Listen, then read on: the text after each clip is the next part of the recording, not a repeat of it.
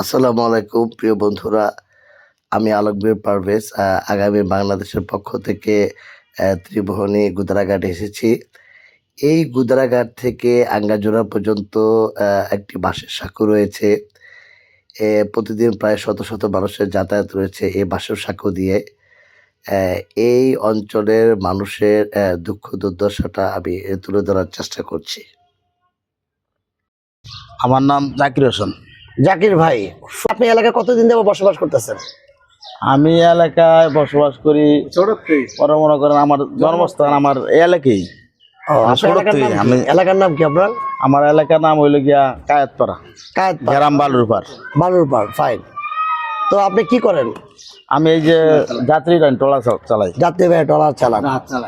তো এখানে যে এই যে আঙ্গারজোড়া এবং ত্রিমণি থেকে আঙ্গারজোড়া যে একটা বাঁশের সাঁকো আছে, এই যে সাঁকোটা, এই সাঁকোটা আপনার ওই পার আপনার গাড়ি আছে, অটো আছে।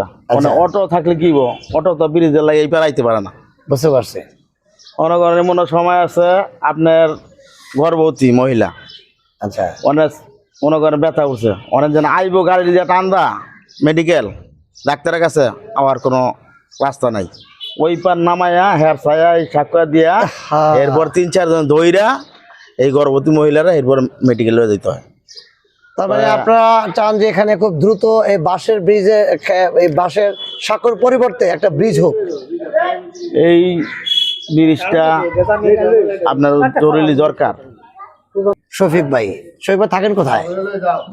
ওই যে মসজিদের এখানে। মসজিদের এখানে। এই যে এখানে যে একটা বাঁশের ব্রিজ আছে, এই যে বাঁশের ব্রিজের এই যে দুই পাশে যে মানুষের যাতায়াত করতেছে, এটা কতটুকু রিস্কি বলে আপনি মনে করেন? অবশ্যই রিক্স। এখানে বাচ্চারা চলতে পারে না, যে কোনো ফলটা তো মানে বাঁচবো কিনা বলা যায় না। যখন বাচ্চা চলাফেরা করে, যখন বড় মানুষ চলাফেরা করে দেখে এখানে চলতে পারে, কিন্তু বাচ্চা চলতেই পারে না।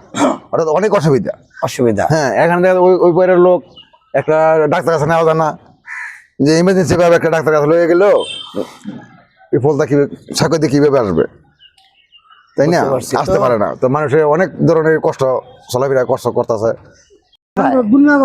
গুণনগর থাকেন।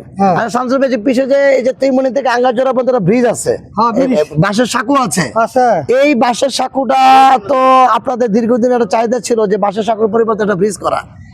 এই বাঁশের সাঁকোটা আপনার যাতায়াত করেন, আপনাদের কি কি সমস্যা হয়? বহুত সমস্যা হয়, মানুষ বহুত কষ্ট করে বাড়ি আইতে। মানুষ কিছু চাইতে পারে না, কিছু নাও তো পারা হয়, অনেক মানুষ নাও তো পারা হয়, সমস্যা হয়ে যায় মানুষের। এরকম সমস্যা সব ধরে, গর্ভবতী মহিলাকে সমস্যা বেশি।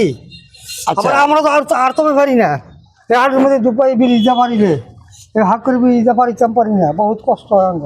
আচ্ছা, তাহলে এই যে বর্তমান যিনি এখন যে আঙ্গ বানাই দিছি, একজন ওনাই কইছে যে আল্লাহ নলে আপনার যদি আমি ক্ষমতা যাইতারি তা আমি ব্রিজটা আপনাকে করে দেবো ইনশাল্লাহ। তাহলে আপনারা বর্তমান 9 আসনের যিনি হাবিব রশিদ হাবিব ভাই আছে, হাবিব ভাই, হাবিব ওনার কাছ থেকে আপনার আশাবাদী যে উনি করে দিবেন ইনশাআল্লাহ?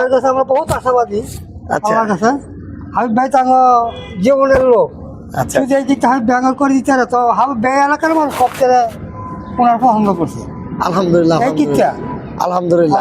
আচ্ছা, ভালো লোকের পক্ষে সবাই থাকে, যে ভালো লোককে ওনারা জয়ী করেছেন হাবিব রশিদ হাবিবকে, তো উনাদের একটা প্রত্যাশা যে আমরা যাকে জয়ী করছি উনি আমাদের প্রাণের মানুষ, এবং উনি অতি দ্রুত অন্তত এই ত্রিমণি থেকে আঙ্গারজোড়া যে বাঁশের সাঁকোটা আছে, এটা ব্রিজ করে মেহনতি মানুষকে এবং গণমানুষের সেবা করার সুযোগ দিবেন। এখানে মানে দুঃখজনক বিষয় বলবো আমি, যে একটা গর্ভবতী মহিলা, সেখানে তার যখন পেইন উঠে, এখানে যাতায়াতে ব্যাপক সমস্যা, এবং 2-3 জন ধরে ব্রিজ পার হতে হয়, তো কতটুকু রিস্কি। আর প্রতি বছর কোনো না কোনো শিশু এখানে পড়ে যাচ্ছে। যাই হোক, আমরা আগামী বাংলাদেশের পক্ষ থেকে মাননীয় সংসদ সদস্যকে অনুরোধ করব যে এই বিষয়ের দিকে সর্বপ্রথম দৃষ্টি দেওয়ার জন্য। মেহনতি মানুষ এবং এই এলাকার মানুষ আপনার দিকে তাকিয়ে আছে।